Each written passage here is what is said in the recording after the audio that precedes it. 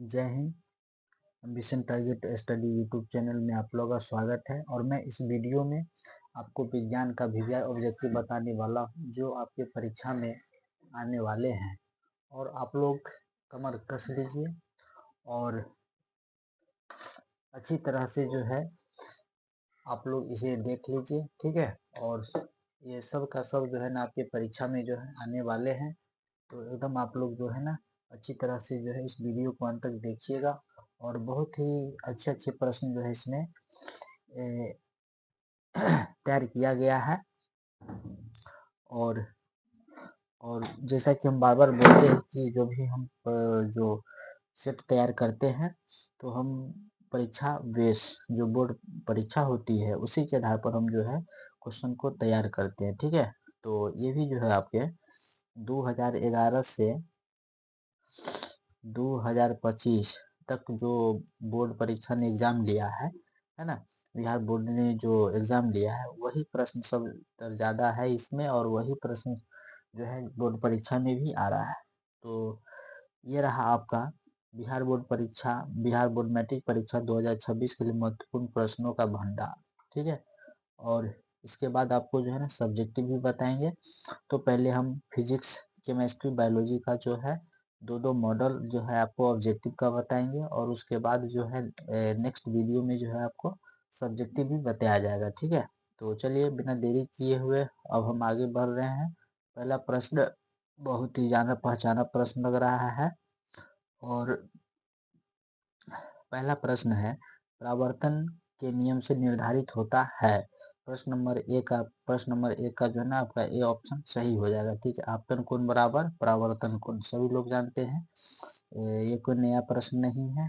Okay, चलिए प्रश्न number 2। तो सभी लोग भी इसको जो है ना अंत तक देखिएगा, बहुत ही अच्छे प्रश्न है, ठीक है। चलिए प्रश्न नंबर 2 प्रकाश तरंग का उदाहरण है। प्रश्न नंबर 2 का बी ऑप्शन आपका सही हो जाएगा, ठीक है, विद्युत चुंबकीय तरंग। उसके बाद दोस्तों अगला प्रश्न है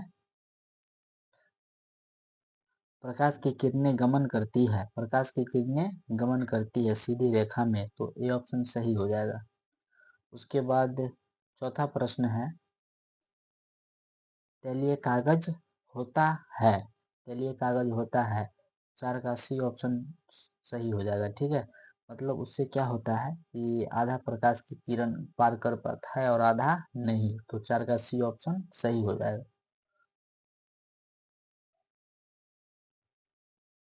उसके बाद दोस्तों अगला प्रश्न है 5, प्रश्न नंबर 5 प्रकाश के प्रवर्तन के कितने नियम है, ये सभी लोगों को याद होंगे, 2, ठीक है। और ये भी प्रश्न बार बार पूछता है बोर्ड परीक्षा में। अगला प्रश्न है समतल दर्पण द्वारा बना प्रतिबिंब होता है, 6 का बी ऑप्शन हो जाएगा सही, ठीक है, काल्पनिक, क्या हो जाएगा, काल्पनिक। उसके बाद प्रश्न नंबर 7 एक अभिसारी किरण पुंज समतल दर्पण पर आपतित किरण होती है, परावर्तित किरण पुंज होगी, तो प्रश्न नंबर 7 का बी ऑप्शन आपका सही हो जाएगा, अभिसारी, ठीक है। उसके बाद आते हैं प्रश्न नंबर 8। प्रश्न नंबर 8 है आपका काल्पनिक प्रतिबिंब होता है, 8 का ए ऑप्शन आपका सही हो जाएगा, पर्दे पर प्राप्त नहीं किया जा सकता है। उसके बाद दोस्तों अगला प्रश्न है 9, प्रश्न नंबर 9 पे आते हैं हम, ठीक है। तो सरल सूक्ष्मदर्शी में किसका उपयोग होता है, 9 का डी ऑप्शन आपका सही हो जाएगा, उत्तल लेंस। तो बस केवल आप प्रश्न को पढ़िए, ठीक है, और उसका आंसर क्या होगा उस पर ध्यान दीजिए, और उसके बाद जो है ना और अन्य चीजों पर ध्यान देने की जरूरत नहीं है। इसके बाद अगला प्रश्न है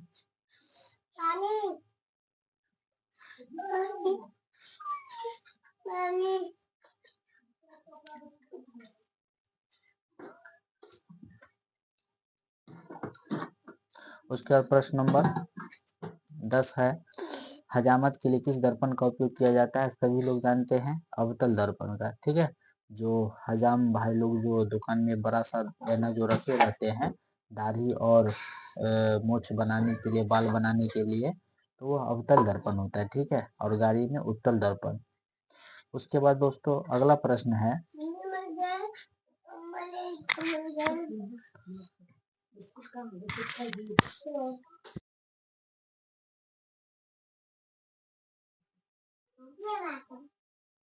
उसके बाद दोस्तों अगला प्रश्न है 11 नंबर, सिलेंडर का परावर्तक सतह है। प्रश्न नंबर 11, प्रश्न नंबर 11 का बी ऑप्शन आपका सही हो जाएगा, अवतल। ठीक है।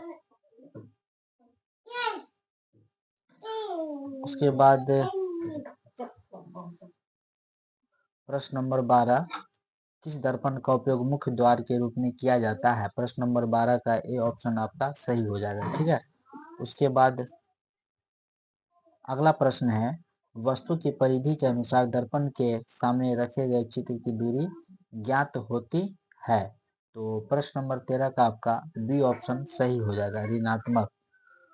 उसके बाद अगला प्रश्न है, समतल दर्पण की फोकस दूरी होती है। 14 का ए ऑप्शन आपका सही हो जाएगा। ठीक है, अनंत। चलिए उसका दोस्तों प्रश्न नंबर 15 है, अवतल दर्पण के सामने वस्तु को कहाँ रखा जाए ताकि प्रतिबिंब आभासी, सीधा तथा समान आकार का बने। तो प्रश्न नंबर 15 का आपका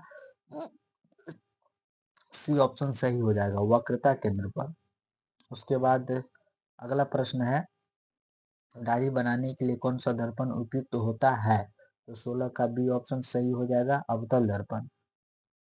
उसके बाद अगला प्रश्न है, यदि किसी 17 नंबर, यदि किसी अवतल दर्पण की फोकस दूरी f और उसकी वक्रता त्रिज्या r, तो निम्नलिखित कौन सा संबंध सही है। f बराबर r/2, सभी लोग जानते हैं f बराबर r/2। तो यहाँ हम देख रहे हैं कि ये बी ऑप्शन सही हो जाएगा। ठीक है। चलिए प्रश्न नंबर 18, अवतल दर्पण की फोकस दूरी होती है। प्रश्न नंबर 18 का बी ऑप्शन सही हो जाएगा, ऋणात्मक। उसके बाद दोस्तों अगला प्रश्न है, उत्तल दर्पण में बनने वाला प्रतिबिंब होता है। तो 19 का सी ऑप्शन सही हो जाएगा, सीधा एवं वास्तविक। उसके बाद अगला प्रश्न, दर्पण सूत्र, दर्पण सूत्र 20 का ए ऑप्शन सही हो जाएगा। ठीक है, 1/v जोड़ 1/u बराबर 1/f, ये याद रखना है आपको दोस्तों। ठीक है। चलिए अगला प्रश्न है, एक गोलीय दर्पण की फोकस दूरी +20 सेंटीमीटर है, तो वह दर्पण कैसा है। प्रश्न नंबर 21 का ए ऑप्शन सही हो जाएगा। ठीक है, उत्तल। कैसा हुआ दर्पण होगा, उत्तल। उसके बाद अगला प्रश्न है 22, अवतल दर्पण में आवर्धित काल्पनिक प्रतिबिंब बनाने के लिए वस्तु को कहाँ रखा जाता है। तो प्रश्न नंबर 22 का ए ऑप्शन सही हो जाएगा, फोकस और ध्रुव के बीच। उसके बाद आगे है, किसी दर्पण को पोंछते हुए चित्रों की परिधि के अनुसार उसका प्रकार निर्धारित किया जाता है। तो 23 का डी ऑप्शन सही हो जाएगा। ठीक है, मतलब इनमें से कोई नहीं। उसके बाद 24 नंबर प्रश्न आप देख रहे होंगे, निम्नलिखित में से किस दर्पण द्वारा किसी वस्तु का आभासी प्रतिबिंब मिलता है। 24 का ए ऑप्शन सही हो जाएगा। ठीक है, समतल दर्पण से। अगला प्रश्न है, निर्वात में प्रकाश की चाल होती है। 25 का सी ऑप्शन सही हो जाएगा, 3 × 10⁻7 मीटर प्रति सेकंड। उसके बाद अगला प्रश्न है 26 नंबर, एक उत्तल लेंस की फोकस दूरी 20 सेंटीमीटर है, इसकी क्षमता क्या होगी। 26 का ए ऑप्शन सही हो जाएगा। ठीक है, +5 डायोप्टर। उसके बाद दोस्तों आते हैं अब हम 27 नंबर पे। ठीक है, देखिए कितना अच्छा प्रश्न है, और ये सारा प्रश्न आप लोग बस पढ़े होंगे, आपको इसको जो है ना एक बार रिवाइज करने की जरूरत है। और यदि आप लोग चैनल पे नए हैं तो चैनल को सब्सक्राइब कर दीजिए, लाइक कर दीजिए और दबाकर शेयर कर दीजिए, ताकि आपकी सहायता से दूसरे छात्रों को भी जो है, अन्य छात्रों को भी जो है लाभ इसका मिले। आपके सगे संबंधी में फूआ मौसी, है ना, जो भी उसका बेटा बेटी हो, अगर वो लोग भी पढ़ रहा है, इस बार बोर्ड का परीक्षा दे रहा है, तो थोड़ी सी आप उनको जो है सहायता करिए, ठीक है। चलिए,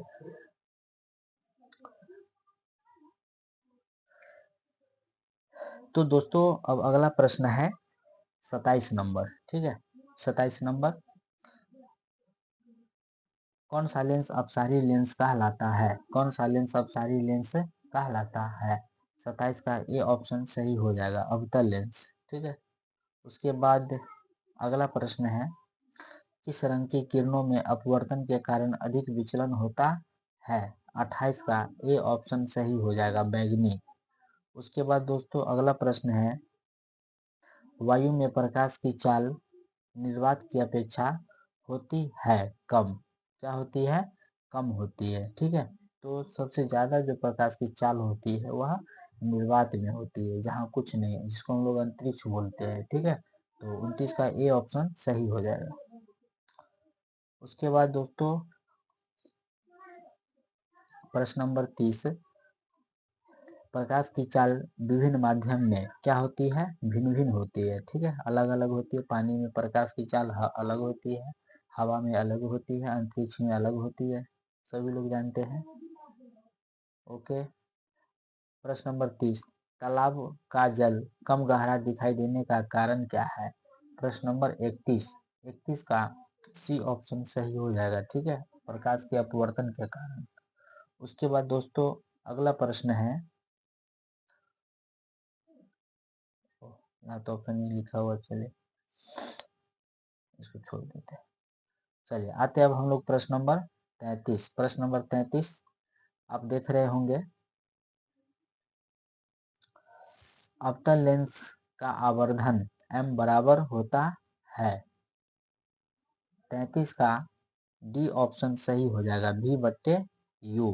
ओके। चलिए, हाँ, यदि आप लोग चैनल पे नए हैं तो चैनल को सबसे पहले आपसे कुछ तो मांग नहीं रहे हैं, बस एक बार केवल उंगली को ऐसे दबा देना है जैसे वोट गिराते हैं, ठीक है। तो जैसे अब जनता वोट गिराती है, तो है ना, उसी प्रकार से आप लोग भी जो है ना सब्सक्राइब कर दीजिए, लाइक कर दीजिए, वीडियो अच्छा लग रहा है तो, और अच्छा लग रहा है तो आप इसे शेयर कर दीजिए, और अच्छा लग रहा है तो आप इसे शेयर कर दीजिए, है ना। तो आप जो है ध्यान दीजिए, और आपका सब्सक्राइब लाइक और शेयर ही हमारा जो है ना सबसे बड़ा जो है समझिए कि वीडियो बनाने का जो एक प्रकार से अर्निंग है ना। तो आप लोग भी थोड़ी, आप लोग के लिए जब हम इतना मेहनत कर रहे हैं, और वीडियो बनाना, वीडियो शूट करना, है ना, रिकॉर्ड करना, फिर उसे अपलोड करना, तो क्या आप एक छोटा से छोटा काम नहीं कर सकते हैं? कर सकते हैं, क्यों नहीं कर सकते हैं, है ना। चलिए, उसके बाद दोस्तों आते हैं प्रश्न नंबर 34 पे, निम्नलिखित में से किस लेंस को अभिसारी लेंस कहा जाता है? 34 का ए ऑप्शन आपका सही हो जाएगा, उत्तल लेंस। उसके बाद दोस्तों आगे है 35 नंबर, निम्न निम्न में से कौन सा पदार्थ लेंस बनाने के लिए प्रयुक्त नहीं किया जाता है? मिट्टी, सभी लोग जानते हैं, ठीक है, बहुत ही आसान प्रश्न है। चलिए, बहुत ही अच्छे अच्छे प्रश्न आपके जो है ना आने वाले हैं, चिंता मत करिए। किस लेंस द्वारा उत्पन्न आवर्धन का ऐसा मात्रक क्या है? किसी लेंस द्वारा उत्पन्न आवर्धन का ऐसा मात्रक क्या है? 36 का डी ऑप्शन सही हो जाएगा, ठीक है, मात्रक विहीन। उसके बाद दोस्तों अगला प्रश्न है, किसी माध्यक के अपवर्तनांक म्यू का मान होता है, ये जो आप देख रहे हैं इसे जो लिखा हुआ है इसको म्यू पर, तो साइन आई बट्टे साइन आर, डी ऑप्शन आपका सही हो जाएगा। ये फार्मूला है, ये आपको याद रखना है इस फार्मूला को, ठीक है। चलिए, उसके बाद प्रश्न नंबर 38। प्रश्न नंबर 38 है, प्रकाश के परावर्तन के कितने नियम हैं? ये क्वेश्चन शायद रिपीट हो गया। चलिए, ये बहुत अच्छा प्रश्न है, लेंस की क्षमता का ऐसा मात्रा क्या होता है? प्रश्न नंबर 39, ठीक है, डायोप्टर होता है, ठीक है।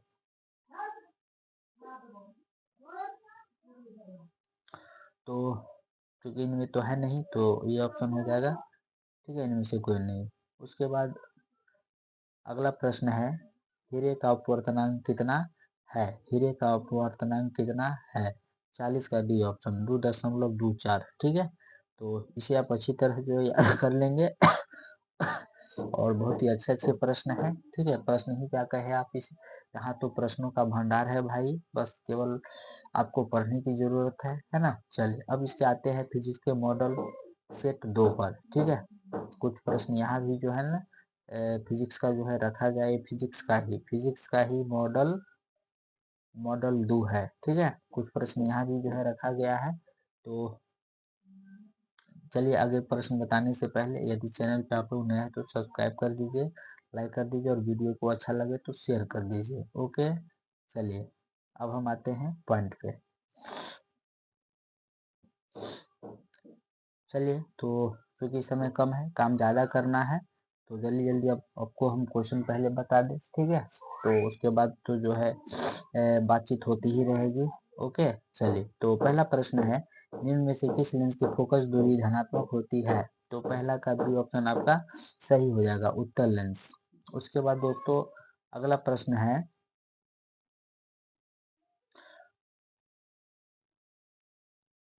वायु माध्यम से वायु है ना, वायु माध्यम या इसको आप विरल माध्यम भी कह सकते हैं, ठीक है, सघन माध्यम में जाती हुई किरण मुड़ जाती है। प्रश्न नंबर 2 का प्रश्न नंबर 2 का ये ऑप्शन आपका सही हो जाएगा, ठीक है। अगला प्रश्न है दोस्तों 3 नंबर, चिन्हों की निर्देशांक पद्धति में धनात्मक फोकस दूरी होती है। प्रश्न नंबर 3 का डी ऑप्शन जो है आपका सही हो जाएगा, ठीक है, मतलब ए और बी दोनों, ए भी और ए भी। प्रश्न नंबर 4 है दोस्तों, सरल माध्यम से वायु माध्यम में गमन करने पर आपतन कोण और परावर्तन कोण में क्या संबंध होता है? प्रश्न नंबर 4 का सी ऑप्शन आपका सही हो जाएगा, ठीक है, आपतन कोण बराबर परावर्तन कोण, ठीक है, सी 4। 4 का सी ऑप्शन आपका सही हो जाएगा। उसके बाद अगला प्रश्न है 5 नंबर, निर्देशांक चिन्ह पद्धति में सभी दूरियां मापी जाती है। 5 का बी ऑप्शन आपका सही हो जाएगा, ध्रुव पर। प्रश्न नंबर 6, आंख का व्यवहार होता है। 6 का बी ऑप्शन सही हो जाएगा, ठीक है, उत्तल लेंस की तरह। उसके बाद अगला प्रश्न है, एक स्वस्थ मनुष्य की दूर बिंदु होती है, तो क्या होती है भाई? अनंत होती है। उसके बाद अगला प्रश्न है, नेत्र में प्रवेश करने वाले प्रकाश किरणों का अधिकांश अपवर्तन होता है। 8 का सी ऑप्शन सही हो जाएगा, ठीक है।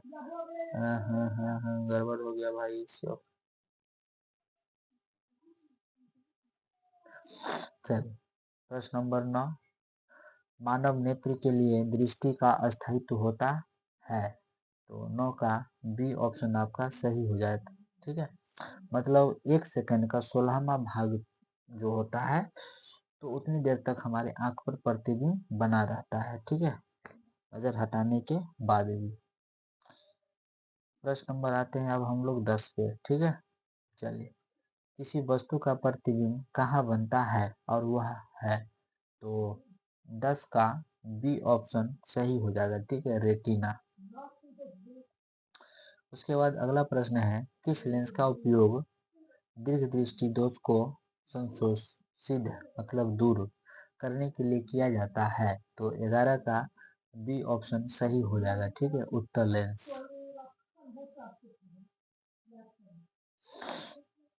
प्रश्न नंबर 12 है दोस्तों, दूर दृष्टि वाला नेत्र साफ साफ देख सकता है। 12 का बी ऑप्शन आपका सही हो जाएगा, ठीक है, दूर की वस्तुओं को। उसके बाद अगला प्रश्न है 13 नंबर, ठीक है, 13 है, एक प्रिज्म कितनी सतहों से घिरा रहता है? तो 13 का आपका डी ऑप्शन सही हो जाएगा, ठीक है, 5। उसके बाद अगला प्रश्न है, श्वेत प्रकाश वर्णक्रम में किस रंग की किरण का विचलन अधिक होता है? 14 का डी ऑप्शन आपका सही हो जाएगा। ठीक है, बैगनी।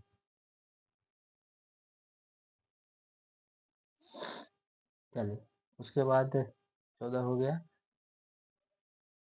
अब आइए प्रश्न 15, प्रश्न नंबर 15 पे आइए। श्वेत प्रकाश में वर्ण विक्षेपण उत्पन्न करता है। 15 का डी ऑप्शन सही हो जाएगा। ठीक है, प्रिज्म। अब आइए 16, आकाश का नीला रंग होना किस परिघटना का परिमाण है? 16 का सी ऑप्शन सही हो जाएगा, प्रकीर्णन। उसके बाद अगला प्रश्न है, प्रकाश का न्यूनतम तरंग दैर्ध्य है। 17 का बी ऑप्शन सही हो जाएगा। ठीक है, 380 nm। उसके बाद आइए 18 नंबर, प्रश्न नंबर 18, तारे के टिमटिमाने का कारण है। 18 का बी ऑप्शन सही हो जाएगा, वायुमंडलीय अपवर्तन। उसके बाद अगला प्रश्न है, प्रकाश के किस रंग का तरंगदैर्ध्य सबसे अधिक होता है? 19 का सी ऑप्शन सही हो जाएगा, लाल। प्रश्न नंबर 20 का है, वायुमंडल में कौन सा रंग सबसे अधिक प्रकीर्णित करता है? तो 20 का आपका बी ऑप्शन सही हो जाएगा। ठीक है, नीला।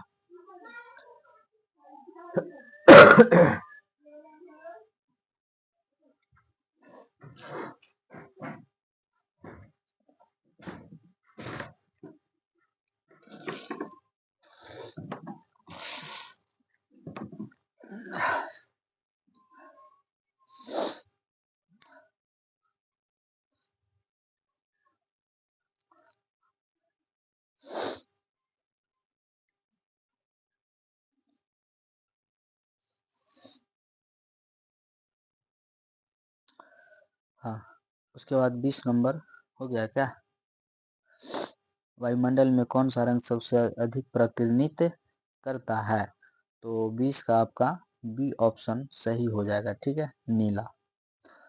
अब आइए 21 नंबर, टिंडल प्रभाव प्रदर्शित करता है। ठीक है, तो 21 का डी ऑप्शन सही हो जाएगा। ठीक है, प्रकाश का प्रकीर्णन, प्रकाश का प्रकीर्णन। उसके बाद दोस्तों अगला प्रश्न है, किसी अंतरिक्ष यात्री को आकाश नीला कैसा प्रतीत होता है? नीला, काला, लाल, इनमें से कोई नहीं। तो 22 का बी ऑप्शन आपका सही हो जाएगा। ठीक है, 22 का कौन सा? बी। आकाश नीले आकाश जो नीला रहता है वह कैसा लगता है उसको? काला। ओके, चलिए। अब आइए आप लोग प्रश्न नंबर 23, दृश्य प्रकाश में किस वर्ण का तरंगदैर्ध्य अधिकतम होता है?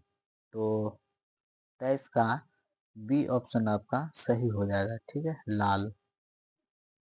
उसके बाद आइए 24, किस उपकरण में धन और ऋण का चिन्ह नहीं होता है? तो 24 का सी ऑप्शन आपका सही हो जाएगा, कुंडली। उसके बाद आते हैं अब हम लोग 25, किससे किसी बल्ब से 1 मिनट में 120 कूलम आवेश प्रवाहित हो रहा है तो विद्युत धारा का मान होता है? तो 25 का बी ऑप्शन आपका सही हो जाएगा, 2 एम्पियर। उसके बाद दोस्तों अगला प्रश्न है, शुष्क सेल में ऋण इलेक्ट्रोड बना होता है। 26 का सी ऑप्शन जो है आपका सही हो जाएगा। उसके बाद अगला प्रश्न है, एक इलेक्ट्रॉन पर आवेश होता है। तो 27 का सी ऑप्शन आपका सही, 1.6 गुने 10 के पावर -19 कैलोरी। प्रश्न नंबर 28 नंबर है, 1 माइक्रो एम्पियर के तुल्य कितना विद्युत धारा होगी? 28 का सी ऑप्शन जो है आपका सही हो जाएगा। ठीक है, 10 का पावर -6 एम्पियर।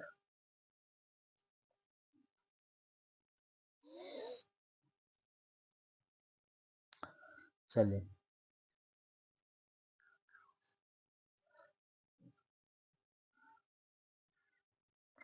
तो अब हम आते हैं प्रश्न नंबर 19। प्रश्न नंबर 19 है, धारा मापने में किसका उपयोग होता है? सॉरी 29।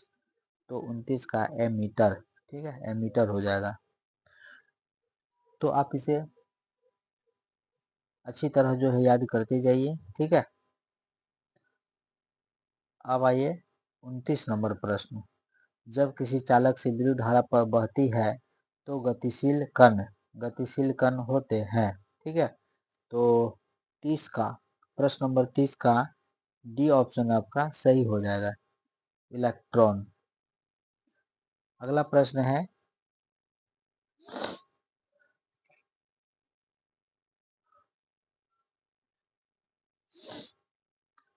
विद्युत आवेश का ऐसा मात्रक है। 31 नंबर प्रश्न 31 का डी ऑप्शन आपका सही हो जाएगा, कूलॉम।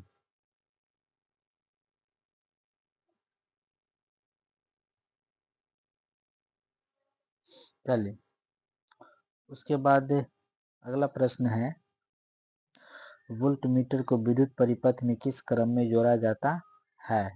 तो 32 का बी ऑप्शन आपका सही हो जाएगा, ठीक है। 32 का बी ऑप्शन आपका सही हो जाएगा, समांतर क्रम। उसके बाद आइए प्रश्न नंबर 33। 33 पे आइए, विभवांतर मापने वाले यंत्र को कहा जाता है? 33 का बी ऑप्शन सही हो जाएगा, वोल्टमीटर। 34 नंबर प्रश्न है आपका, विभवांतर का ऐसा मात्रक होता है? 34 का सी ऑप्शन सही, वोल्ट।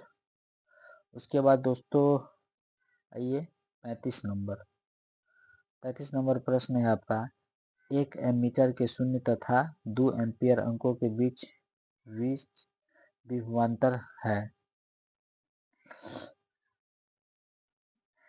एमीटर का आत्मतमांक क्या है? ठीक है, तो 35 का आपका जो है, ये कैसे हो गया? सही है 35। तो 35 का जो है आपका बी ऑप्शन सही हो जाएगा। 35 का कौन सा? B, 0.1 ampere. अब आइए 36, प्रश्न नंबर 36 पे आइए आप लोग, सेल का विद्युत वाहक बल क्या है? तो 36 का सी ऑप्शन आपका सही हो जाएगा, ठीक है, सेल द्वारा इकाई आवेश पर लगाया गया कार्य। अब आते हैं हम प्रश्न नंबर 37। 37 है, निम्न में से कौन सा संबंध सत्य है? 37 का सी ऑप्शन आपका सही।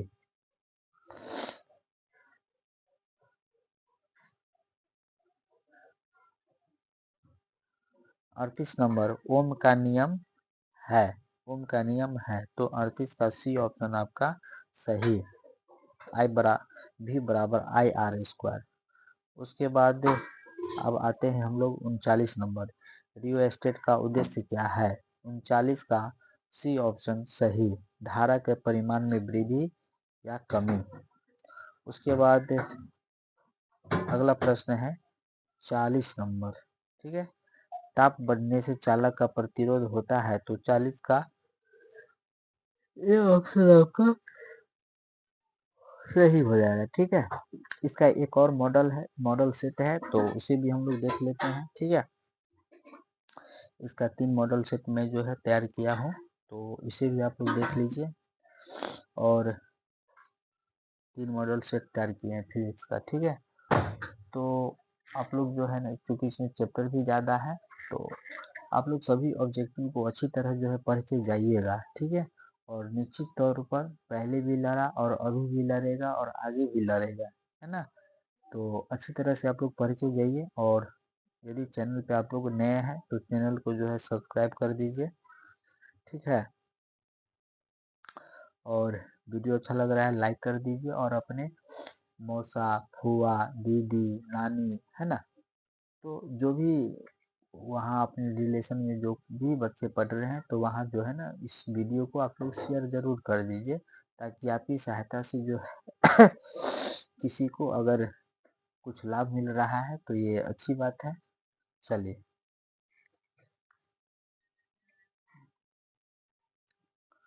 तो अब हम आप लोगों को फिजिक्स का जो है ना मॉडल सेट 3 बताने वाले हैं। तो आप लोग एकदम तैयार हो जाइए, ठीक है। और इसमें भी बहुत अच्छे अच्छे प्रश्न जो है, तो आप लोग एकदम जो है ना इसे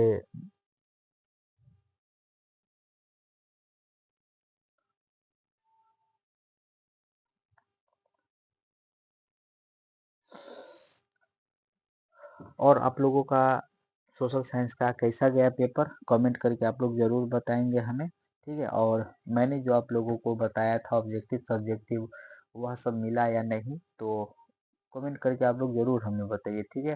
तो हमें भी पता चले कि मेरा अनुभव कैसा रहा, ठीक है। और बाद बाकी प्रश्न के अनुसार आप लोगों को भी पता चल ही गया होगा कि हम किस लेवल का जो है ना प्रश्न बताते हैं। ओके, चलिए। तो चलिए, बिना ज़्यादा बात किए हुए अब हम अपनी कामों को प्रगति देते हैं। ओके, चलिए। अब ये आपका है मॉडल 3, ठीक है। मॉडल 3 है ये फिजिक्स का। हाँ, तो केवल फिजिक्स का ही मॉडल 3 है, बाद बाकी आपको केमिस्ट्री और जो है बायोलॉजी का दो दो ही मॉडल है, ठीक है।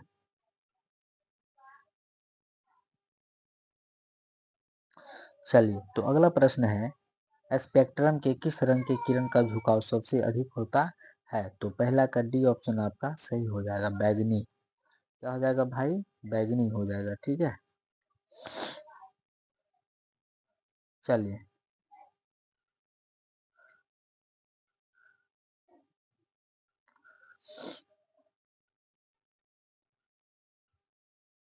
प्रश्न नंबर दो पे आइए अब। प्रश्न नंबर 2 है आपका कि स्पेक्ट्रम प्राप्त करने के लिए किसका उपयोग होता है? तो 2 का डी ऑप्शन आपका सही हो जाएगा, प्रिज्म का, ठीक है। चलिए, अगला प्रश्न है, प्रतिरोध का ऐसा मात्रक होता है? तो 3 का सी ऑप्शन आपका सही हो जाएगा, ओम। उसके बाद अगला प्रश्न है, चालक का प्रतिरोध निर्भर नहीं करता। चालक का प्रतिरोध निर्भर नहीं करता। 4 का डी ऑप्शन आपका सही हो जाएगा, ठीक है, चालक के तापमान पर। उसके बाद दोस्तों अगला प्रश्न है,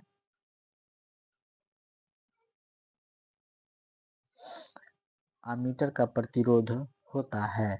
5 का डी ऑप्शन जो है आपका सही हो जाएगा, ठीक है, इनमें से कोई नहीं। उसके बाद अगला प्रश्न है, विद्युत का अच्छा चालक है? तो चांदी। अब आइए प्रश्न नंबर 7। प्रश्न नंबर 7 पे आइए, विद्युत बल्ब का तंतु बना होता है। 7 का सी ऑप्शन सही हो जाएगा, टंगस्टन का। उसके बाद आइए 8। प्रश्न नंबर 8 पे आइए, प्रतिरोध का मान बढ़ाने के लिए प्रतिरोधों को जोड़ा जाना चाहिए। तो 8 का प्रश्न नंबर 8 का डी ऑप्शन जो है आपका सही हो जाएगा, ठीक है।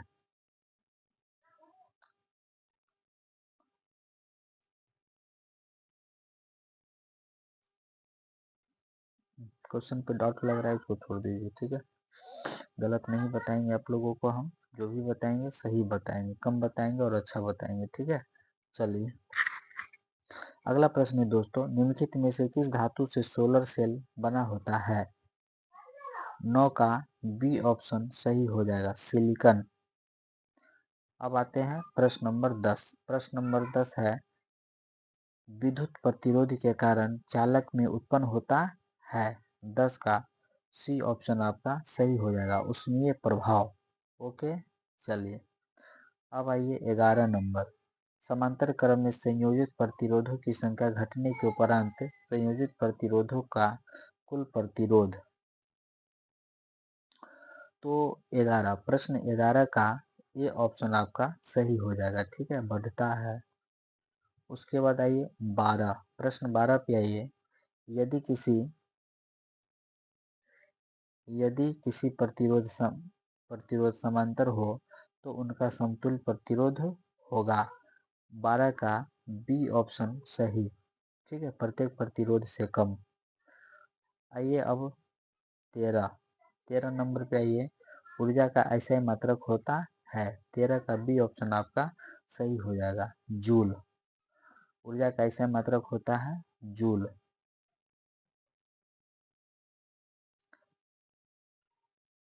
एक जूल का मान होता है 0.24 कैलोरी। एक जूल का मान होता है 0.24 कैलोरी। ओके। कार्य करने की क्षमता को कहते हैं ऊर्जा। कार्य करने की क्षमता को क्या कहते हैं? ऊर्जा। एक यूनिट विद्युत ऊर्जा का मान होता है, एक यूनिट विद्युत ऊर्जा का मान होता है 3.6 गुने 10 के पावर 6 जूल। ओके। किलोवाट प्रति घंटा एक इकाई है। किलोवाट प्रति घंटा एक इकाई है शक्ति की। किसकी? शक्ति की। विद्युत बल्ब में कौन सी गैस भरी जाती है? निष्क्रिय गैस। कौन सी? निष्क्रिय गैस। उसके बाद आइए 19 नंबर, विद्युत फ्यूज विद्युत धारा के किस प्रभाव पर कार्य करता है? उसमें विद्युत फ्यूज विद्युत धारा के किस प्रभाव पर कार्य करता है? उसमें। ओके। विद्युत हीटर के तार का कुंडली बना होता है। विद्युत हीटर के तार का कुंडली बना होता है नाइक्रोम। ठीक है, क्या होगा? नाइक्रोम। प्रश्न नंबर 21। प्रश्न 21, 100 वाट और 200 वोल्ट के बल्ब के आगे 100 वाट विभवांतर आरोपित करने पर प्रवाहित विद्युत धारा होगी। तो 21 का ए ऑप्शन आपका सही हो जाएगा। ठीक है, 25/121 एम्पियर।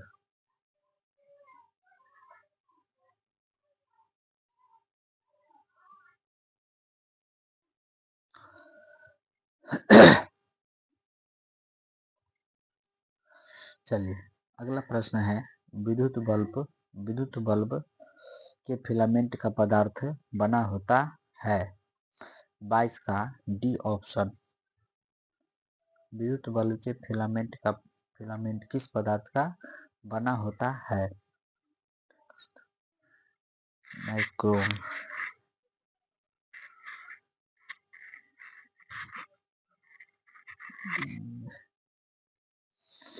इसमें थोड़ा डाउट है, मुझको लगता है टंगस्टन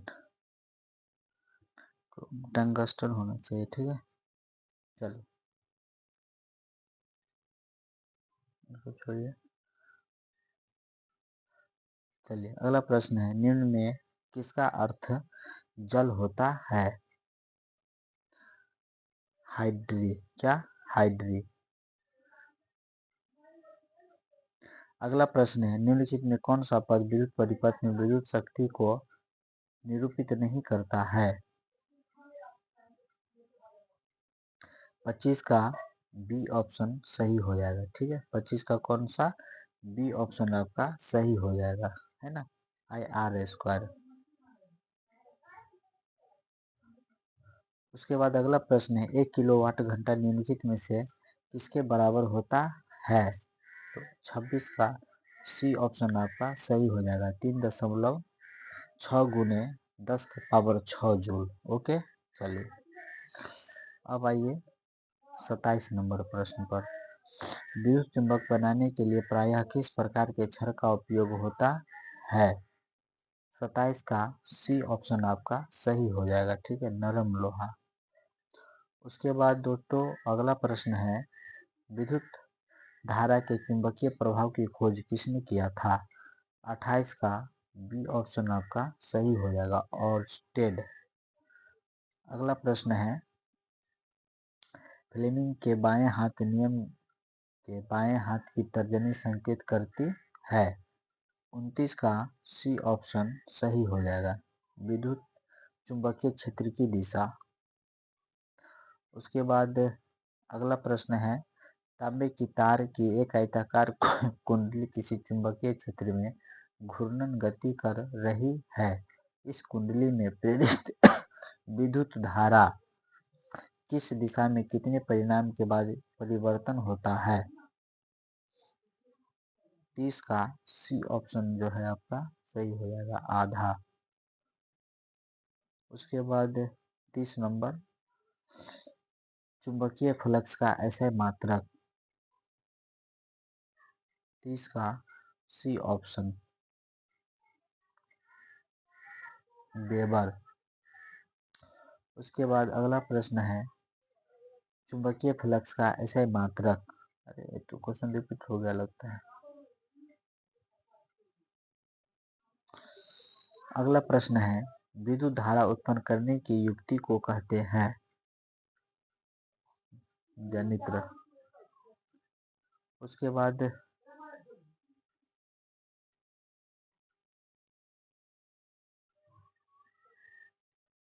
अगला प्रश्न है,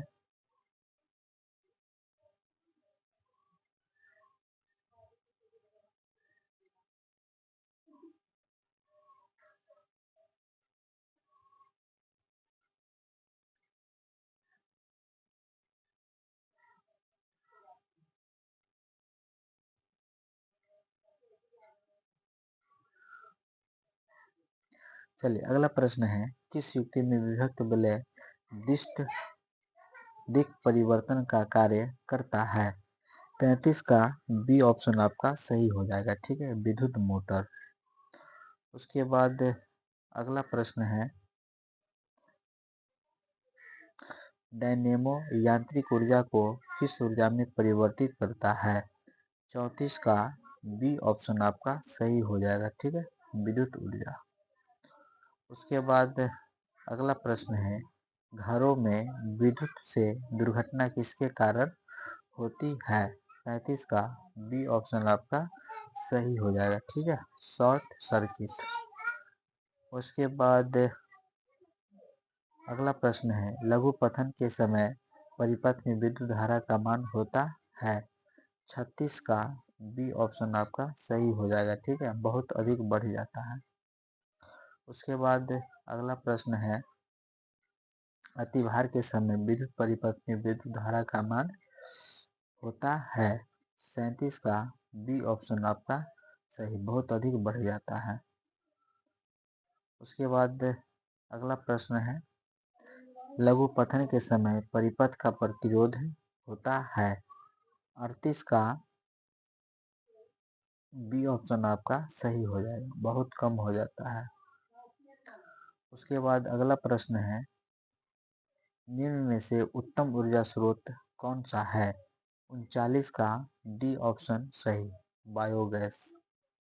चलिए इस मॉडल सेट का अब और फिजिक्स के मॉडल 3 का जो है ये अंतिम प्रश्न है। अब इसके बाद हम लोग केमिस्ट्री का देखेंगे, ठीक है।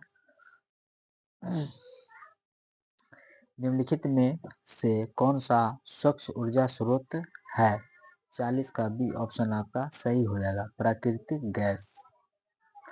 और अब आपके आने वाले हैं केमिस्ट्री महाराज, है ना। केमिस्ट्री महाराज आ गए हैं, पधार गए हैं। अब इन्हें अच्छी तरह से देख लीजिए आप लोग, ओके। केमिस्ट्री को देख लीजिए, सभी लोग 10 डेग दूरे रहते हैं एक तरह से, है ना।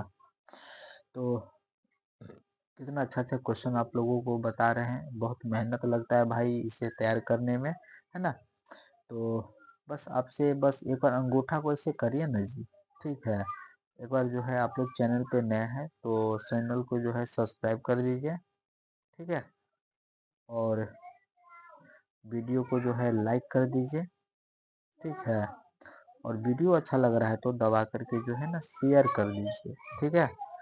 हाँ, ताकि आपकी सहायता से जो है ना आपके अन्य रिश्तेदारों को, दोस्तों को भी जो है लाभ मिले। जैसे हम काम कर रहे हैं तो आपको लाभ मिल रहा है, तो आपकी सहायता से भाई किसी को लाभ मिलना चाहिए, है ना।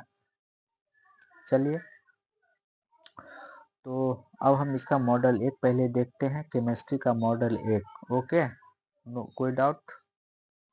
चलिए अगला प्रश्न तो इसका पहला प्रश्न है,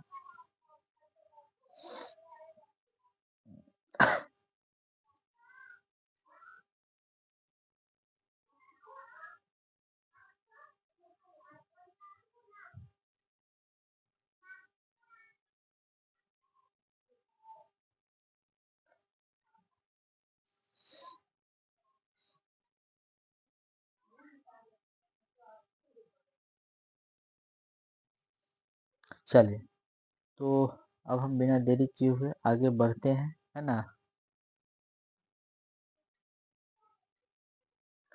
चलिए, खरिया का रासायनिक सूत्र है, प्रश्न नंबर एक का सी ऑप्शन आपका CaCO3। ओके, सभी को आप लोग अच्छी तरह जो है याद कर लेंगे, और बहुत सारे विद्यार्थी को तो याद भी होगा, बट उन्हें जो है केवल एक बार देखने की जरूरत है ना। चलिए, कली चूना का रासायनिक सूत्र है, प्रश्न नंबर दो, कली चूना का रासायनिक सूत्र है, तो प्रश्न नंबर दो का बी ऑप्शन सही, CaO। ओके, अब आइए प्रश्न नंबर तीन पे आइए, समीकरण CaCO3। ठीक है, तो ये जो आप देख रहे हैं अभिक्रिया है, यह कौन सी अभिक्रिया है? प्रश्न नंबर तीन का ए ऑप्शन जो है आपका सही हो जाएगा, वियोजन। मतलब क्या होता है? वियोजन, अलग अलग हो जाता है। ठीक है, उसके बाद अगला प्रश्न है, शर्करा का विघटन होकर कंपोस्ट बनना किस प्रकार की अभिक्रिया है? तो चार का बी ऑप्शन आपका सही हो जाएगा, ऊष्माक्षेपी। क्या हो जाएगा भाई? ऊष्माक्षेपी। आइए प्रश्न नंबर पाँच पे आइए, अपचयन वह प्रक्रिया है जिसमें, तो पाँच का डी ऑप्शन सही हो जाएगा। ठीक है, सभी पाँच का डी। प्रश्न नंबर छः है आपका, जो आप देख रहे हैं, ZnCuSO4, है ना, समीकरण ZnSO4Cu, यह रासायनिक अभिक्रिया किस प्रकार का है? 6 का बी ऑप्शन आपका सही हो जाएगा, विस्थापन। कौन सी है भाई? विस्थापन है। देख रहे हैं ना, ये SO4 जो है इधर आ गया, समझ गए, तो ये क्या हो गया? विस्थापित कर दिया इसको, है ना। उसके बाद अगला प्रश्न है, जब मैग्नीशियम फीता को जलाया जाता है तो उत्पन्न लौ का रंग होता है। 7 का सी ऑप्शन आपका सही, चमकीला उजला। क्या? चमकीला उजला।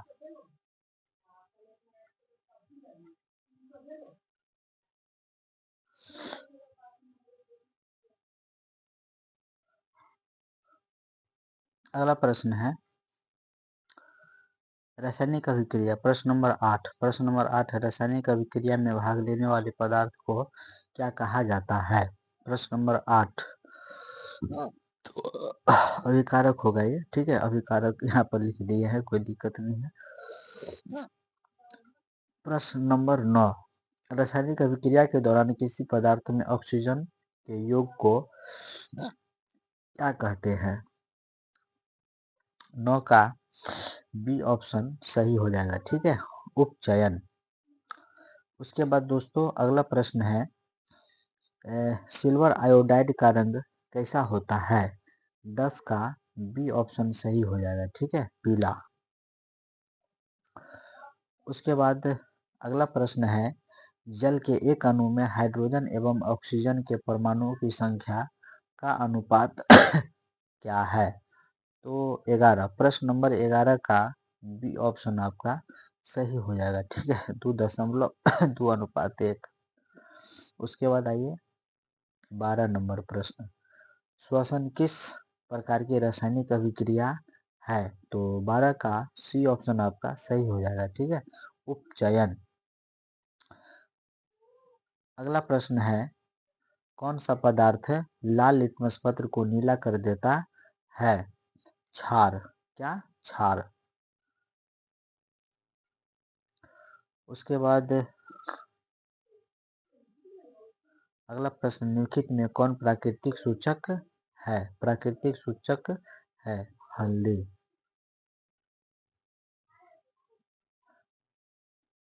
अगला प्रश्न, बुझा हुआ चूना है, बुझा हुआ चूना है CaOH2। ठीक है, ये ऑप्शन इसका सही हो जाएगा।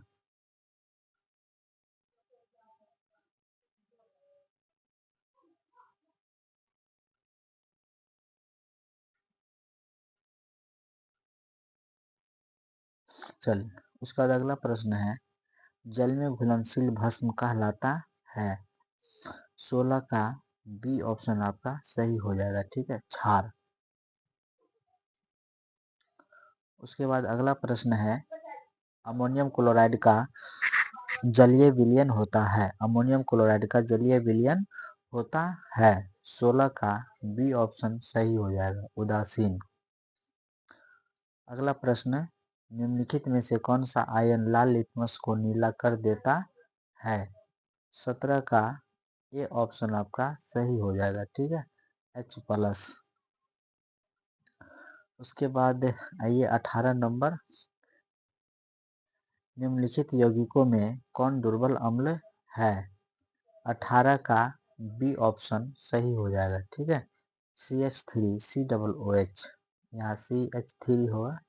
ठीक है, चलिए अब आइए 19 नंबर, कोई विलयन लाल लिटमस को नीला कर देता है, इसका पीएच मान होता है। इसका पीएच मान होता है।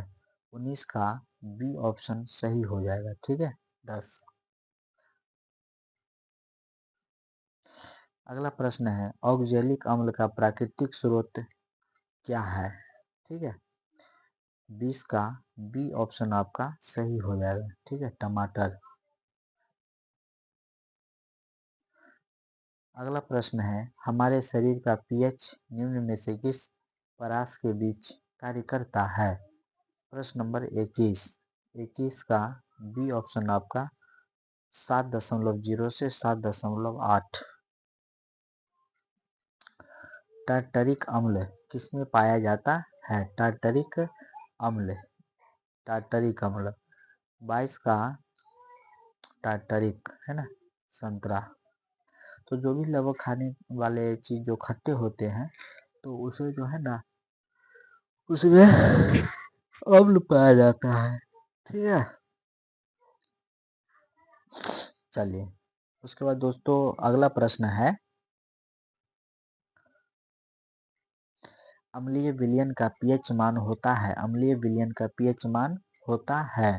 23 का डी ऑप्शन, अम्लीय विलयन का पीएच मान होता है तो 7 से कम होता है। ठीक है, 7 से कम होता है। 7 तो उदासीन हो गया, और 7 से कम जो होता है तो वह अम्लीय विलयन का मान होता है, और 7 से ऊपर क्षारीय होता है। चलिए आइए 24 नंबर, सिरका में निम्न में से कौन सा अम्ल पाया जाता है। तो 24 का बी ऑप्शन आपका सही हो जाएगा। ठीक है, हाइड्रोक्लोरिक अम्ल। उसके बाद आइए 25 नंबर, चींटी के डंक में कौन सा अम्ल पाया जाता है। 25 का डी ऑप्शन सही हो जाएगा, ऑक्जेलिक अम्ल। उसके बाद अगला प्रश्न है, कोई घोल नीले लिटमस पत्र को लाल कर देता है, घोल का पीएच मान क्या है। तो 26 का सी ऑप्शन आपका सही हो जाएगा। ठीक है, 7।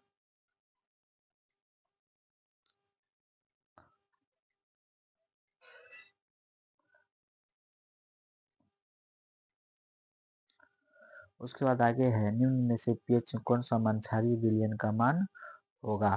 क्षारीय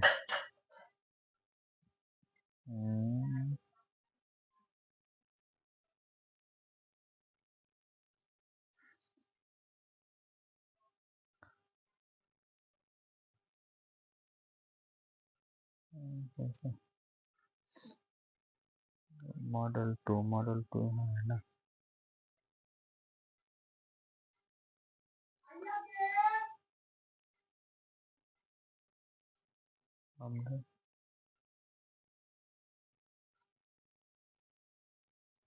क्षारीय, तो क्षारीय वाले कितने होते हैं, 13। ठीक है,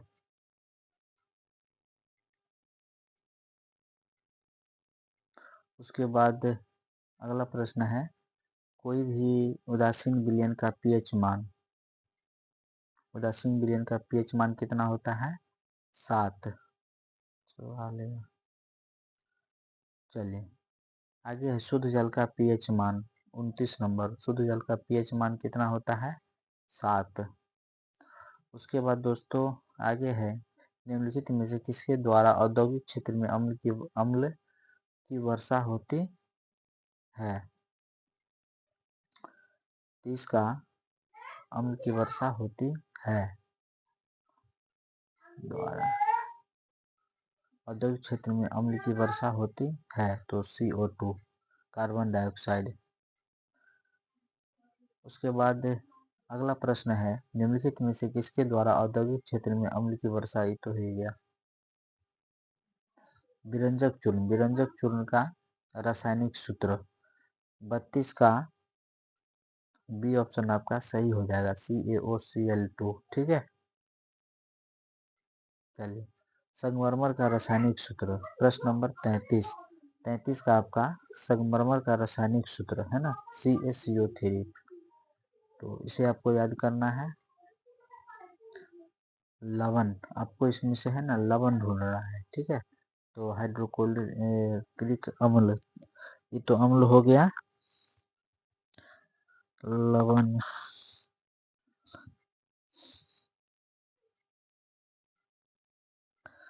लवण आपका जो है ना ये हो जाएगा K2SO4।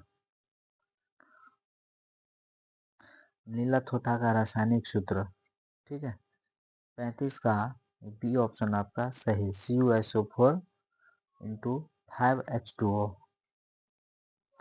उसके बाद अगला है शल्य चिकित्सा में टूटी हुई हड्डी को जोड़ने के लिए प्रयुक्त होने वाला रासायनिक पदार्थ क्या होता है? तो क्या होता है भाई सब लोग जानते हैं प्लास्टर ऑफ पेरिस है ना। 36 का सी ऑप्शन सही हो जाएगा। उसके बाद आगे है प्लास्टर ऑफ पेरिस का रासायनिक नाम क्या होता है? ठीक है। तो ये हो जाएगा कैल्शियम सल्फेट अर्ध हाइड्रेट। 37 का डी ऑप्शन आपका सही हो जाएगा। उसके बाद आइए 38 नंबर बेकिंग सोडा का रासायनिक सूत्र क्या होता है? 38 का NaHCO3। उसके बाद धोबिया सोडा का रासायनिक सूत्र ठीक है 39 नंबर 39 का बी। उसके बाद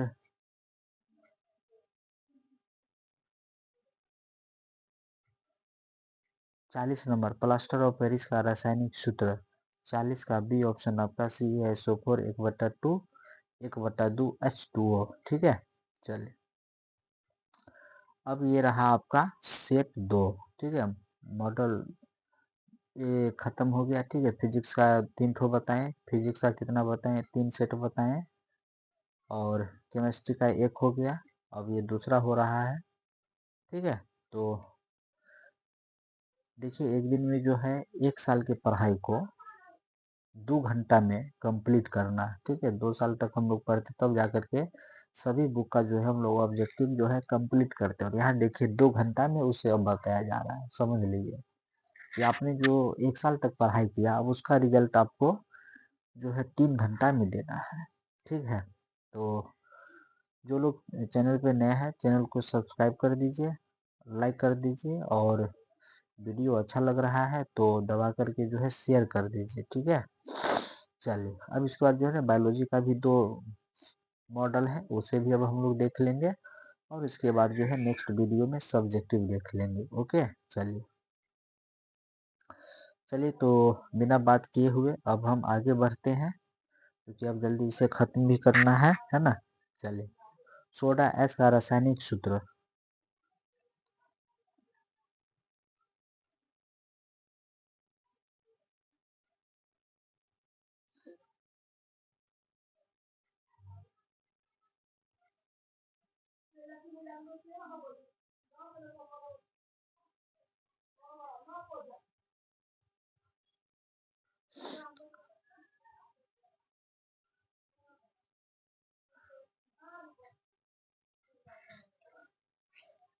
चलिए तो प्रश्न नंबर पहला को जो है आपका बी ऑप्शन सही हो जाएगा Na2CO3। ओके। चलिए अब आइए 2 नंबर पे आइए आयोडीन युक्त नमक आयोडीन युक्त नमक, ठीक है, का रासायनिक सूत्र क्या होगा, ठीक है। तो NaCl तो होगा ही, ठीक है, ये आयोडीन का हो जाएगा, नमक का हो जाएगा NaCl।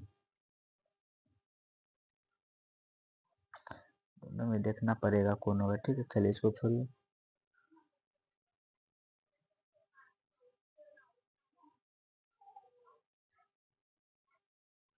चलिए अगला प्रश्न है, निम्न में से कौन द्विजातीय यौगिक है।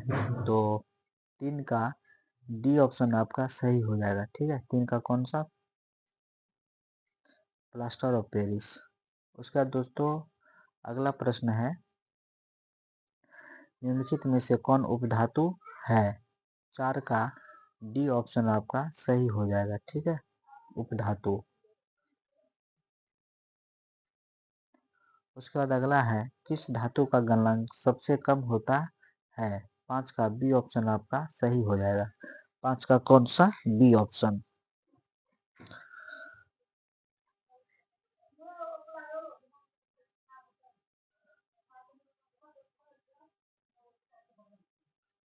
उसके बाद अगला प्रश्न है, निम्न में से किसे चाकू से काटा जा सकता है। तो सोडियम को, ठीक है।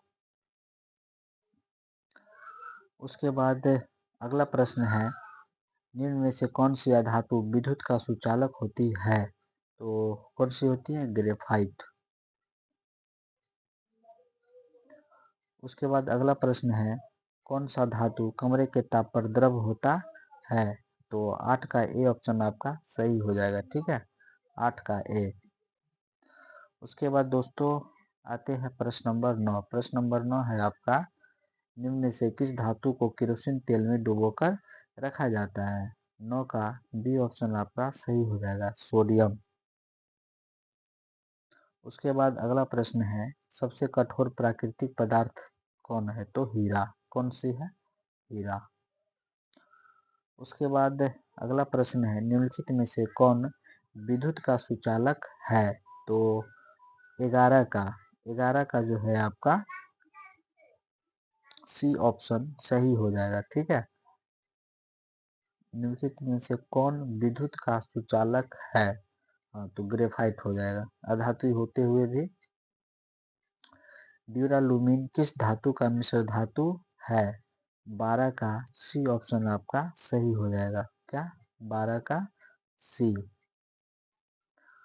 उसके बाद अगला प्रश्न है, निम्नलिखित में से कौन सबसे अधिक अभिक्रियाशील है। 13 का ए ऑप्शन आपका सही हो जाएगा। अब आइए 14 नंबर प्रश्न पे आइए।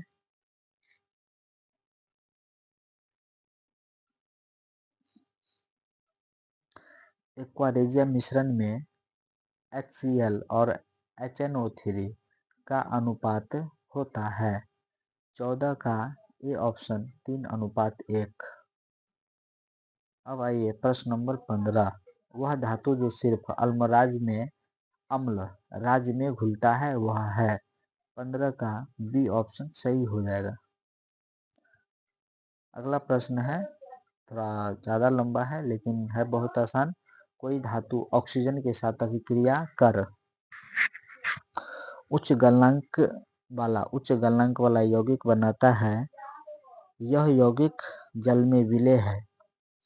वह तत्व निम्नलिखित में कौन हो सकता है, ठीक है।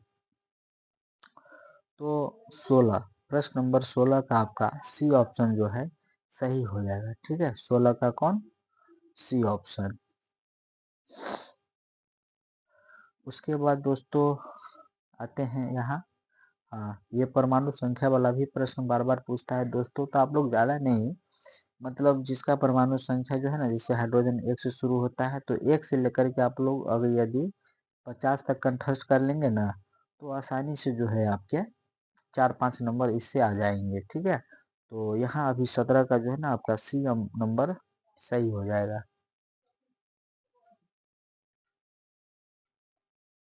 नहीं, इसको हम थोड़ा डाउट में है, देखना पड़ेगा, ठीक है, आप लोग देख लीजिएगा। चलिए उसके बाद अगला प्रश्न है, प्रश्न नंबर 18। 18 का बी ऑप्शन आपका सही हो जाएगा। इसका लगता है हमको जो है ना 50 के अंदर में ही इसका होगा, सोना का जो है परमाणु संख्या।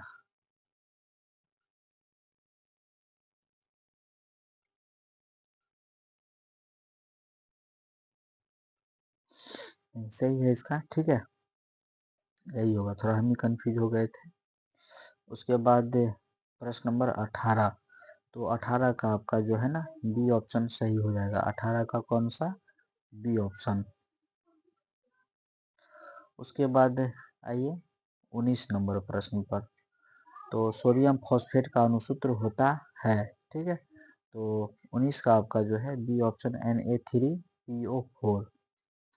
अब आइए 20 नंबर, जिंक ब्लेंड निम्नलिखित में से किस धातु का अयस्क है? तो 20 का जो है आपका 20 का बी ऑप्शन आपका सही हो जाएगा, जेडहन।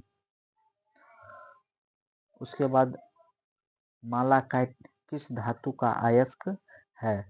21 का बी ऑप्शन मतलब Cu, ठीक है, तो ये जो है आपका सही हो जाएगा। अब आइए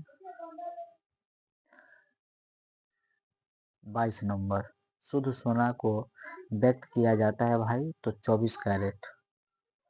ओके, चलिए पीतल, पीतल क्या है? प्रश्न नंबर 23, 23 का जो है सी ऑप्शन आपका सही हो जाएगा, मिश्र धातु। चलिए अगला प्रश्न है, लोहे को जिंक से लेपित करने की क्रिया को कहते हैं?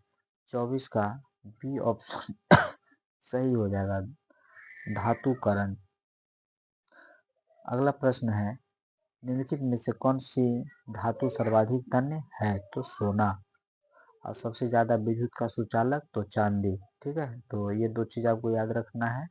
नाइट्रोजन अणु में कितने सहसंयोजक बंधन है? 26 का ए ऑप्शन 1।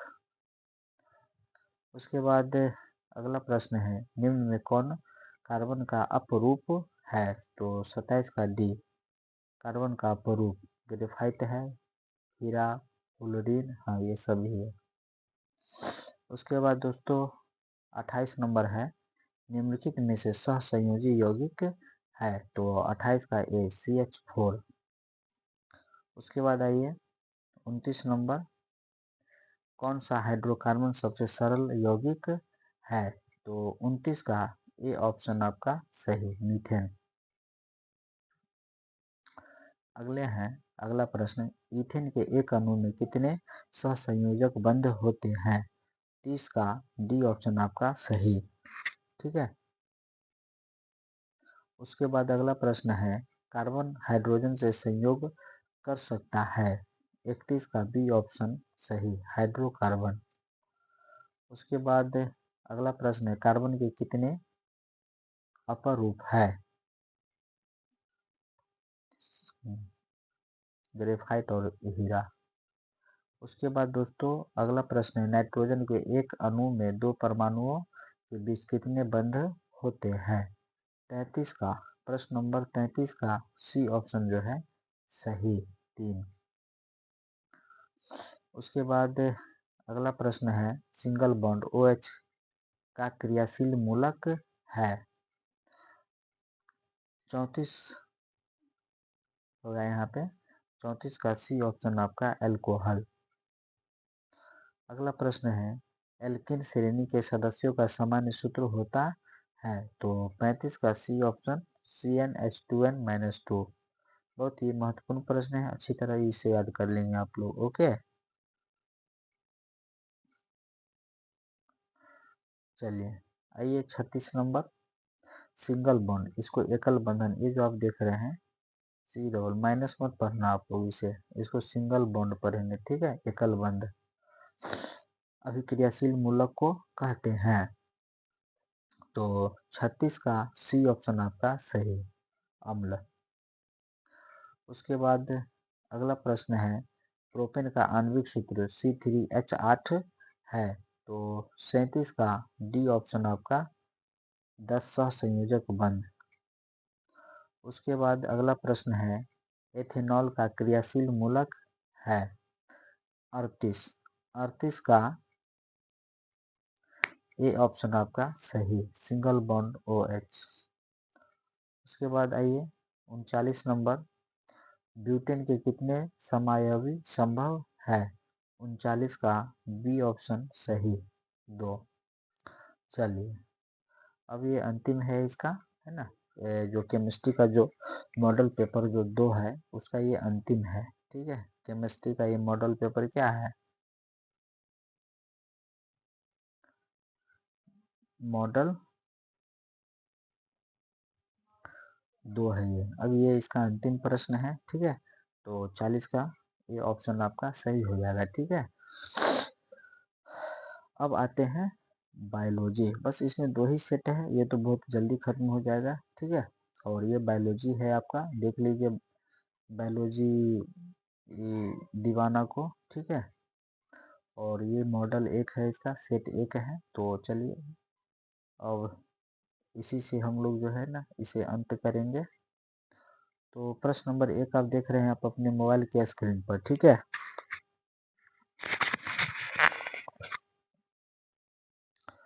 मंड परीक्षण के लिए हरी पत्ती पर आयोडीन डालने से पहले पत्ती अल्कोहल में उबाला जाता है।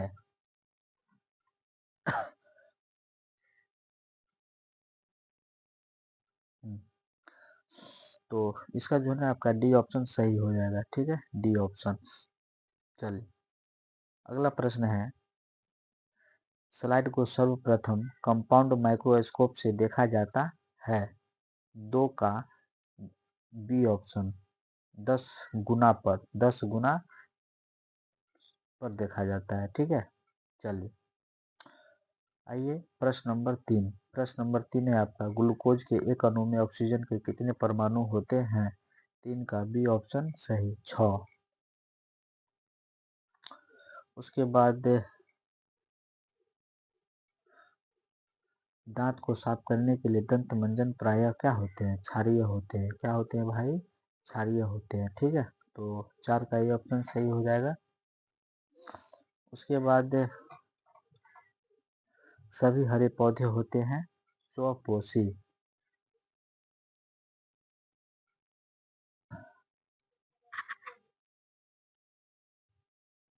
हाँ, तो सभी हरे पौधे क्या होते हैं? स्वपोषी होते हैं। ठीक है, तो 5 का ये ऑप्शन हो जाएगा आपका।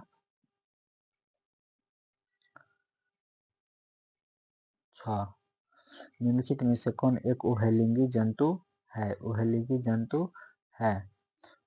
6 का ये ऑप्शन, केचुआ। उभयलिंगी जानते हैं ना, जिसमें नर और मादा जनन अंग दोनों हो उसे उभयलिंगी कहते हैं। ठीक है, मनुष्य जो होते हैं वह एक लिंगी होते हैं। ओके, चलिए, प्रश्न नंबर 7, अमीबा अपना भोजन कैसे पकड़ता है? 7 का सी ऑप्शन जो है सही हो जाएगा, कूटपाद द्वारा। ऐसे रहता है ना, फिर ऐसे आगे गया तो यहाँ पे खाना पकड़ लेता है यहाँ। ठीक है, चलिए, आइए अब 8, आयोडीन की कमी से कौन सा रोग होता है? 8, प्रश्न नंबर 8, आयोडीन की कमी से घेघा। 9, इसकी उपस्थिति के कारण पौधे का रंग हरा होता है? क्लोरोफिल। अगला प्रश्न है, हाइड्रा में क्या पाया जाता है? 10 का डी, स्पर्शक। एक बहुत अच्छे अच्छे प्रश्न सब है। ग्लूकोज का रासायनिक सूत्र निम्नलिखित में से कौन से है? 11 का सी ऑप्शन। ठीक है, C6H12O6। उसके बाद आइए 12 नंबर, अमीबा में अधिकांश पोषण होता है? 12 का बी ऑप्शन, मांसाहारी। उसके बाद अगला प्रश्न है, प्रकाश संश्लेषण की क्रिया होती है हरे पौधे में? दांत के सबसे ऊपरी परत को कहते हैं इनामेल। ठीक है, 14 का बी ऑप्शन सही हो जाएगा। बहुत ही अच्छे अच्छे प्रश्न, सभी को आप लोग जो है याद कर लीजिएगा। ठीक है,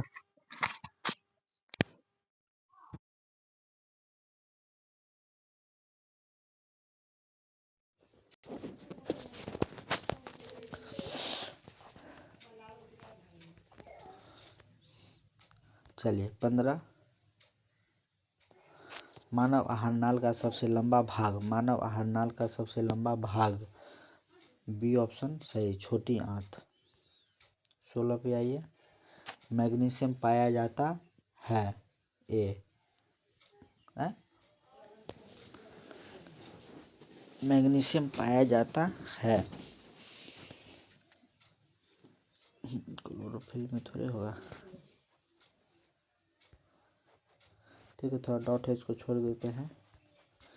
गलती आपको नहीं बताएंगे, जो भी बताएंगे है ना, सही बताएंगे, कम बताएंगे और बेहतर बताएंगे। ठीक है, स्वपोषी पोषण के लिए आवश्यक है भाई इनमें से सभी, पर्णहरित, सूर्य का प्रकाश, कार्बन डाइऑक्साइड। ओके, चलिए अब आइए 18 नंबर।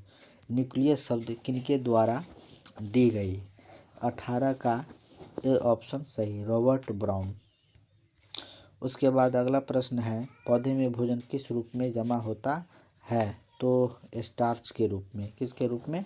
स्टार्च, है ना। तो 19 का सी ऑप्शन सही हो जाएगा।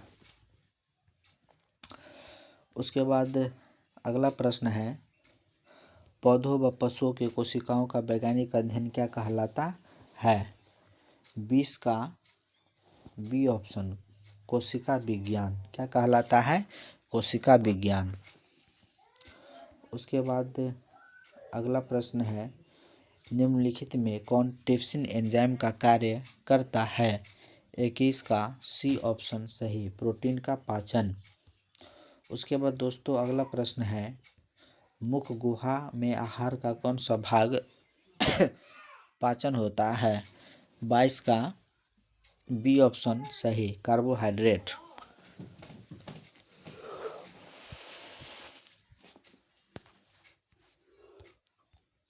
उसके बाद अगला प्रश्न है,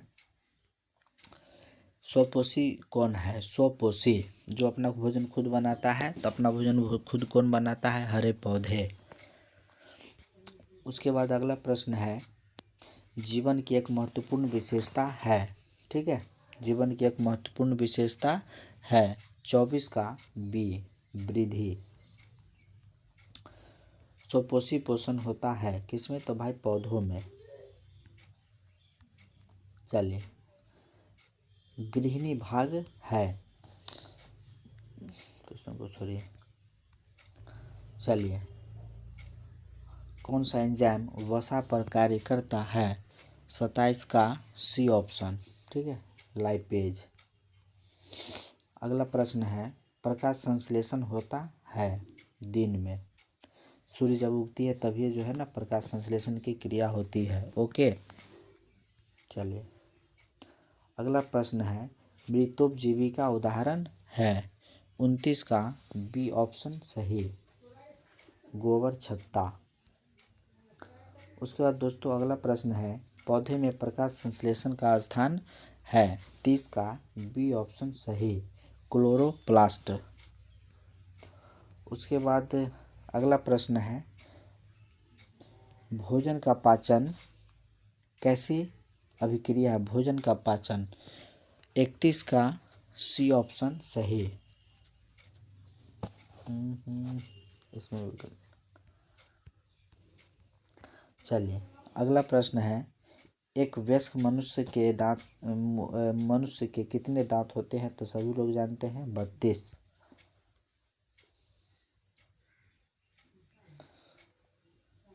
चलिए आगे, क्लोरोफिल वर्णक का रंग होता है, कैसा होता है भाई? हरा। आगे है, कवक में पोषण की कौन सी विधि पाई जाती है? 34। तो 34 का ए ऑप्शन आपका सही हो जाएगा। ठीक है, मृतोपजीवी। उसके बाद अगला प्रश्न है, पित्त रस कहाँ स्रावित होता है? 35 का ए, यकृत। उसके बाद गोबर छत्ता क्या होता है? मृतोपजीवी, मरे हुए जीव जंतु का पोषण करके अपना पोषण करता है। दूध से दही बनने में निम्नलिखित में कौन सी विक्रिया होती है? किण्वन। ठीक है, तो देखिए कितना अच्छा अच्छा प्रश्न सब है, और यही प्रश्न सब आपके परीक्षा में आने वाले हैं। दांत का कठोरतम भाग कहलाता है? 38 का बी ऑप्शन इनामेल। उसके बाद अगला प्रश्न है, निम्नलिखित में से किससे रंध्र के छिद्र घिरे रहते हैं। 39 का बी ऑप्शन आपका सही हो जाएगा, गार्ड कोशिका से। ठीक है, चलिए इस मॉडल सेट का जो है ये अंतिम प्रश्न है अब। तो प्रश्न नंबर 40 है आपका, निम्न में से किस रंग की प्रकाश किरण प्रकाश संश्लेषण के लिए सबसे ज्यादा प्रभावी है।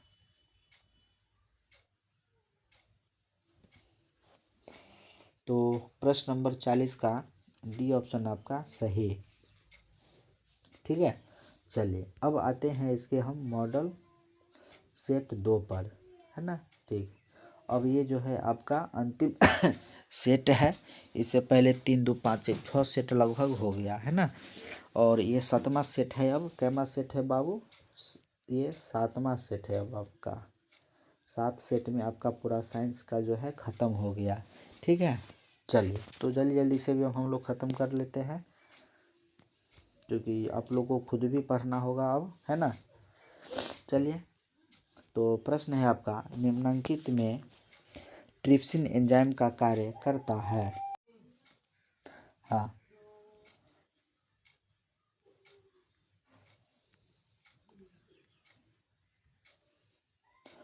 तो एक का तो हो गया ना भाई। चलिए अब आइए प्रश्न नंबर 2 पे आइए। मुख गुहा में आहार का कौन सा भाग का पाचन होता है। तो कार्बोहाइड्रेट सभी लोग जानते हैं, है ना। तो दो का जो है ना, मुख गुहा में आहार का कौन सा भाग प्रोटीन कार्बोहाइड्रेट, और इस पर थोड़ा डाउट लग रहा है, हमको लगता है वसा होगा। ठीक है, चलिए उसके बाद अगला प्रश्न है, निम्न में स्वपोषी कौन है। हरे पौधे। उसके बाद जीवन की एक महत्वपूर्ण विशेषता है वृद्धि। क्या लगता है रिपीट हो रहा है क्या। चलिए अगला प्रश्न है, स्वपोषी पोषण होता है किसमें, तो पौधा में। चलिए, कौन सा एंजाइम वसा पर कार्य करता है। 7 का बी ट्रिप्सिन।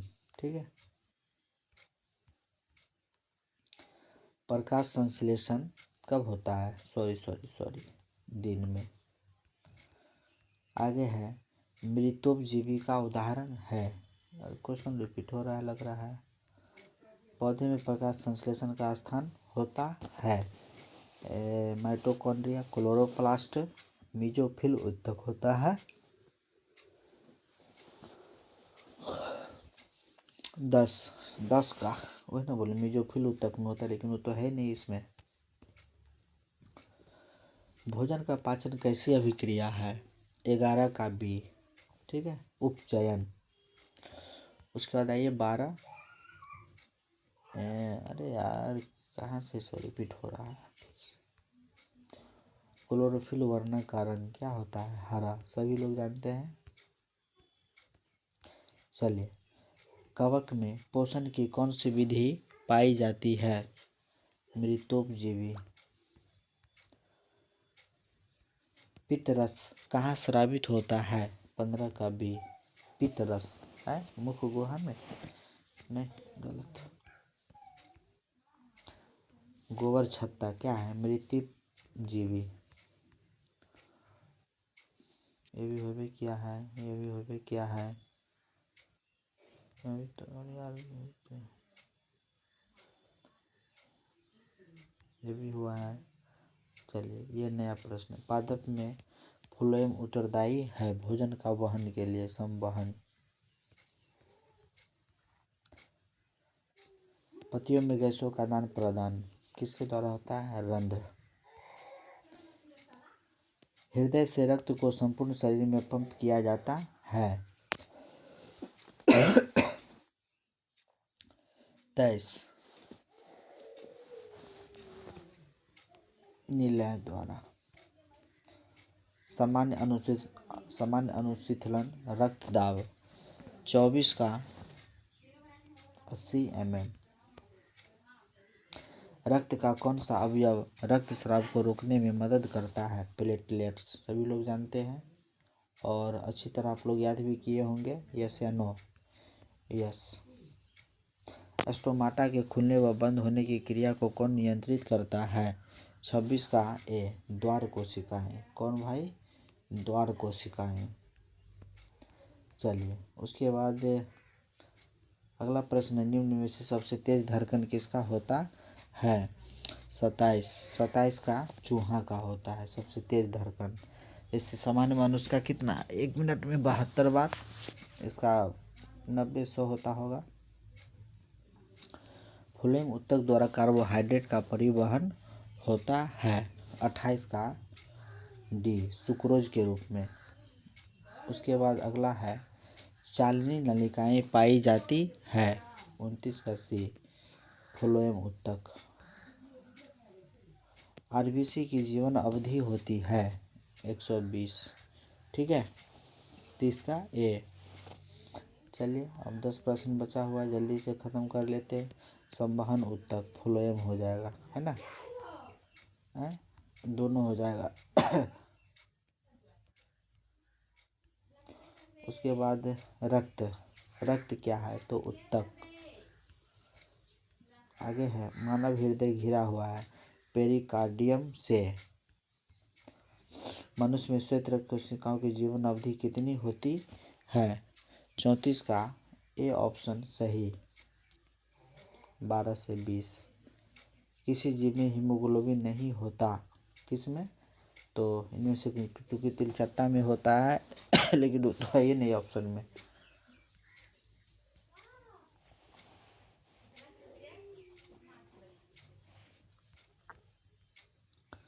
ये भी क्वेश्चन हुआ है, हीमोग्लोबिन एनीमिया। ठीक है। 36 का